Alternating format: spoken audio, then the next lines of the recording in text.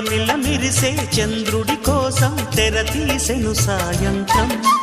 జోలగా లాలించగా నీ నీడ దొరికింది, కమ్మగా కలలీయగా నీ తోడు నాకుంది.